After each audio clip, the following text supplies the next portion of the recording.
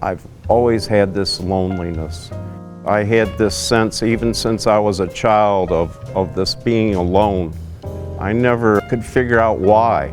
You know, it was even in school, I tried to, you know, with friends, with sports, you know, it never filled that void of being lonely. In high school, I was introduced to drugs and alcohol, and I thought that was my answer. Well, it gave me that numbness, but that didn't work out either. After numerous years here and DWIs, and finally in 2011, I was charged with a drug possession and OWI. And I went to the Allen County Jail.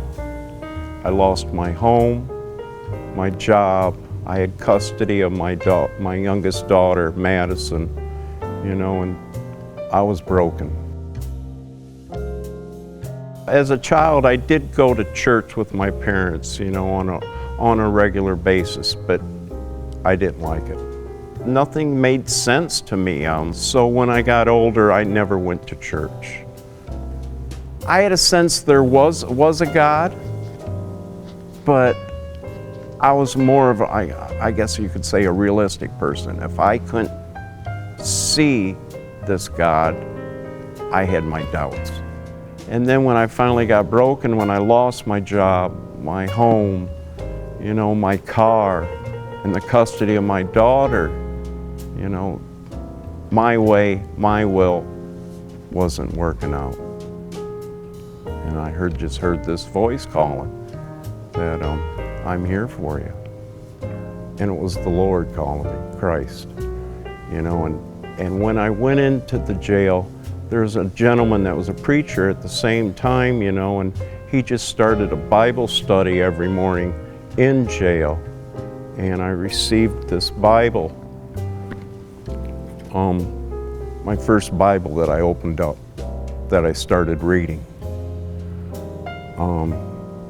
And from then on, I just knew I was at the right place, and that was jail.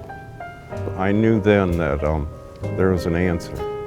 There was a better way of living, and you know, and that was with Christ.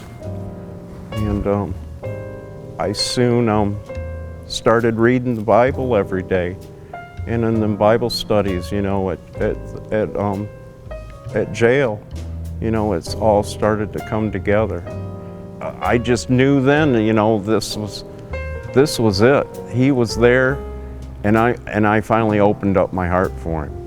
I was 52 years old, you know, and I lived this way of, I thought was the way to live, and it wasn't. My sobriety date is August 8th of 2011, but I still keep in check, you know, of my past, but I've learned to forgive, you know, to accept my past and all my mistakes as a learning process, you know. Without my mistakes, I wouldn't have been here today. My life today, I look at today every day as a privilege to live. I am blessed and thankful every day. I am content. I've never had this peace. I have this peace every day. That loneliness is gone. My name's Dean Yoder. I'm a grateful recovering alcoholic and drug addict and a true believer in Jesus Christ, and that is good news.